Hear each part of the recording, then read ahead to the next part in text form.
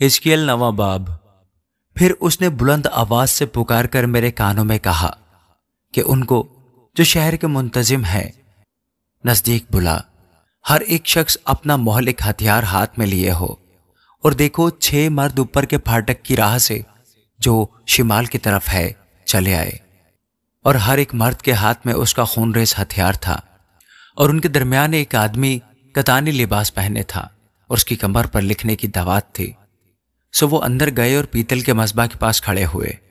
اور اسرائیل کے خدا کا جلال کروبی پر سے جس پر وہ تھا اٹھ کر گھر کے آستانے پر گیا، اور اس نے اس مرد کو جو کتانی لباس پہنے تھا اور جس کے پاس لکھنے کی دوات تھی پکارا، اور خداوند نے اسے فرمایا کہ شہر کے درمیان سے، ہاں یروشلم کے بیچ سے گزر، اور ان لوگوں کی پیشانی پر جو ان سب نفرتی کاموں کے سبب سے جو اس کے درمیان کیے جاتے ہیں آہیں مارتے اور روتے ہیں نشان کر دے۔ اور اس نے میرے سنتے ہوئے دوسروں سے فرمایا، اس کے پیچھے پیچھے شہر میں سے گزر کرو اور مارو، تمہاری آنکھیں رعایت نہ کریں اور تم رحم نہ کرو،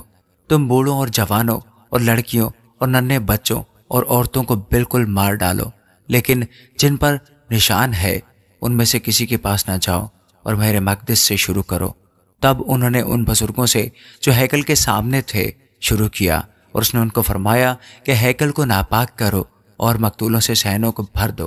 چلو باہر نکلو۔ سو وہ نکل گئے اور شہر میں قتل کرنے لگے۔ اور جب وہ ان کو قتل کر رہے تھے اور میں بچ رہا تھا، تو یوں ہوا کہ میں منہ کے بل گرا اور چلا کر کہا، آہ اے خداوند خدا، کیا تو اپنا قہر شدید یروشلم پر نازل کر کے اسرائیل کے سب باقی لوگوں کو ہلاک کرے گا؟ تب اس نے مجھے فرمایا کہ اسرائیل اور یہودا کے خاندان کی بد کرداری نہایت عظیم ہے، ملک خون ریزی سے پر ہے اور شہر بے انصافی سے بھرا ہے، کیونکہ وہ کہتے ہیں کہ خداوند نے ملک کو چھوڑ دیا ہے اور وہ نہیں دیکھتا۔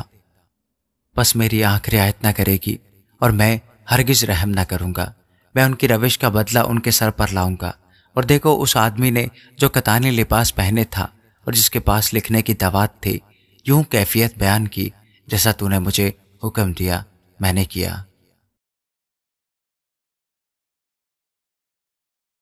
حزقیل 10واں باب۔ تب میں نے نگاہ کی اور کیا دیکھتا ہوں کہ اس فضا پر جو کروبیوں کے سر کے اوپر تھی ایک چیز نیلم کی سی دکھائی تھی، اور اس کی صورت تخت کی سی تھی، اور اس نے اس آدمی کو جو کتانی لباس پہنے تھا فرمایا کہ ان پہیوں کے اندر جا جو کروبی کے نیچے ہیں، اور آگ کے انگارے جو کروبیوں کے درمیان ہے مٹھی بھر کر اٹھا اور شہر کے اوپر بکھیر دے۔ اور وہ گیا اور میں دیکھتا تھا، جب وہ شخص اندر گیا تب کروبی ہیکل کی دہنی طرف کھڑے تھے، اور اندرونی صحن بادل سے بھر گیا۔ تب خداوند کا جلال کروبی پر سے بلند ہو کر ہیکل کے آستانہ پر آیا، اور ہیکل بادل سے بھر گئی، اور صحن خداوند کے جلال کے نور سے معمور ہو گیا، اور کروبیوں کے پروں کی صدا باہر کے صحن تک سنائی دیتی تھی، جیسے قادر مطلق خدا کی آواز جب وہ کلام کرتا ہے۔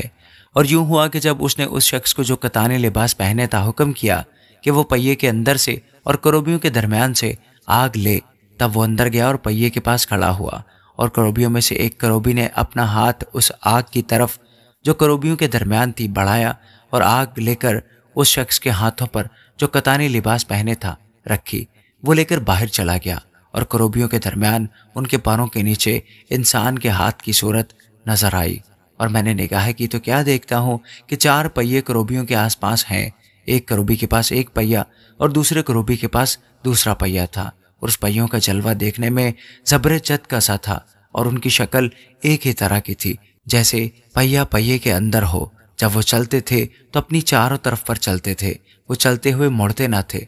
جس طرف کو سر کا رخ ہوتا تھا اسی طرف اس کے پیچھے پیچھے مڑ جاتے تھے، وہ چلتے ہوئے مڑتے نہ تھے، اور ان کے تمام بدن اور پیٹھ اور ہاتھوں اور پروں اور پہیوں میں گرتا گرد آنکھیں ہی آنکھیں تھی، یعنی ان چاروں کے پہیوں میں ان پہیوں کو میرے سنتے ہوئے چرخ کہا گیا، اور ہر ایک کے 4 چہرے تھے،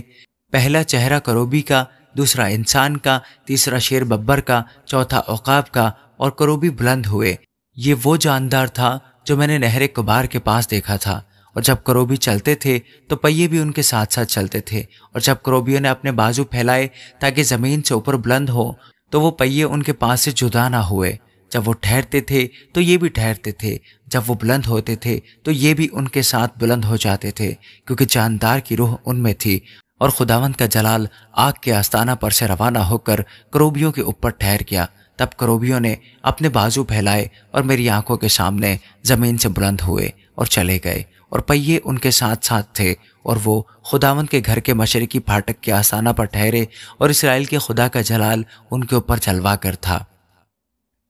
یہ وہ جاندار ہے جو میں نے اسرائیل کے خدا کے نیچے نہر کبار کے کنارے پر دیکھا تھا، اور مجھے معلوم تھا کہ یہ کروبی ہیں۔ ہر ایک کے 4 چہرے تھے اور 4 بازو، اور ان کے بازوؤں کے نیچے انسان کا سا ہاتھ تھا۔ رہی ان کے چہروں کی صورت، یہ وہی چہرے تھے جو میں نے نہر کبار کے کنارے پر دیکھے تھے، یعنی ان کی صورت اور وہ خود، وہ سب کے سب سیدھے آگے ہی کو چلے جاتے تھے۔ آمین۔ حزقیل 11واں باب۔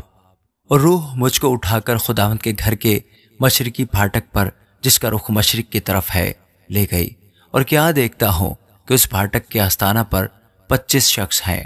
اور میں نے ان کے درمیان یازنیہ بن عزور اور فلتیہ بن بنایا لوگوں کے عمرہ کو دیکھا۔ اس نے مجھے فرمایا کہ اے آدمزاد،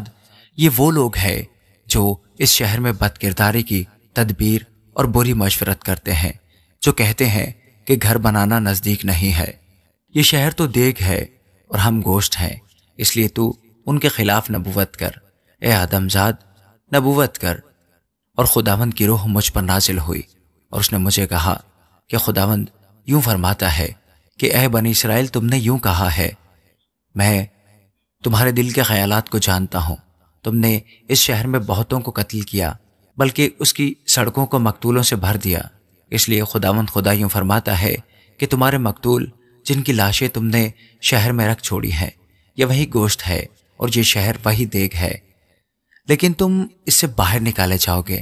تم تلوار سے ڈرے ہو، اور خداوند خدا فرماتا ہے کہ میں تلوار تم پر لاؤں گا، اور میں تم کو اس سے باہر نکالوں گا اور تم کو پردیسیوں کے حوالہ کر دوں گا اور تم کو سزا دوں گا۔ تم تلوار سے قتل ہوگے۔ اسرائیل کی حدود کے اندر میں تمہاری عدالت کروں گا، اور تم جانو گے کہ میں خداوند ہوں۔ یہ شہر تمہارے لیے دیگ نہ ہوگا، نہ تم اس میں کا گوشت ہوگے، بلکہ میں بنی اسرائیل کی حدود کے اندر تمہارا فیصلہ کروں گا، اور تم جانو گے کہ میں خداوند ہوں، جس کے آئین پر تم نہیں چلے اور جس کے احکام پر تم نے عمل نہیں کیا، بلکہ تم ان قوموں کے احکام پر جو تمہارے آس پاس ہیں کاربند ہوئے۔ اور جب میں نبوت کر رہا تھا تو یوں ہوا کہ فلتیہ بن بنایا مر گیا۔ تب میں منہ کے بل گرا اور بلند آواز سے چلا کر کہا، خداوند خدا، کیا تو بنی اسرائیل کے بقیہ کو بالکل مٹا ڈالے گا؟ تب خداوند کا کلام مجھ پر نازل ہوا کہ اے آدمزاد، تیرے بھائیوں، ہاں تیرے بھائیوں یعنی تیرے قرابتیوں، بلکہ سب بنی اسرائیل سے، ہاں ان سب سے یروشلم کے باشندوں نے کہا ہے، خداوند سے دور رہو، یہ ملک ہم کو میراث میں دیا گیا ہے۔ اس لیے تو کہہ، خداوند خدا یوں فرماتا ہے کہ ہر چند میں نے ان کو قوموں کے درمیان ہانک دیا ہے اور غیر ملکوں میں پراگندہ کیا، لیکن میں ان کے لیے تھوڑی دیر تک ان ملکوں میں جہاں جہاں وہ گئے ہیں ایک مقدس ہوں گا۔ اس لیے تو کہہ، خداوند خدا یوں فرماتا ہے کہ میں تم کو امتوں میں جمع کر لوں گا، اور ان ملکوں میں سے جن میں تم پراگندہ ہوئے تم کو فراہم کروں گا، اور بنی اسرائیل کا ملک تم کو دوں گا، اور وہ وہاں آئیں گے اور اس کی تمام نفرتی اور مکروہ چیزیں اس سے دور کر دیں گے، اور میں ان کو ایک نیا دل دوں گا اور نئی روح تمہارے باطن میں ڈالوں گا، اور سنگین دل اس کے جسم سے خارج کر دوں گا، اور ان کو گوشتین دل عنایت کروں گا، تاکہ وہ میرے آئین پر چلیں اور میرے احکام پر عمل کریں اور ان پر کاربند ہوں، اور وہ میرے لوگ ہوں گے اور میں ان کا خدا ہوں گا۔ لیکن جن کا دل اپنی نفرتی اور مکروہ چیزوں کا طالب ہو کر ان کی پیروی میں ہے، ان کی بابت خداوند خدا فرماتا ہے کہ میں ان کی روش کو انہی کے سر پر لاؤں گا۔ تب کروبیوں نے اپنے اپنے بازو بلند کیے اور پہیے ان کے ساتھ ساتھ چلے، اور اسرائیل کے خدا کا جلال ان کے اوپر جلوا کر تھا، اور خداوند کا جلال شہر میں سے اٹھا اور شہر کی مشرقی طرف کے پہاڑ پر جا ٹھہرا۔ تب روح نے مجھے اٹھایا، اور خدا کی روح نے رویا میں مجھے پھر کسدیوں کے ملک میں اسیروں کے پاس پہنچا دیا، اور وہ رویا جو میں نے دیکھی مجھ سے غائب ہو گئی، اور میں نے اسیروں سے خداوند کی وہ سب باتیں بیان کی جو اس نے مجھ پر ظاہر کی تھی۔ آمین۔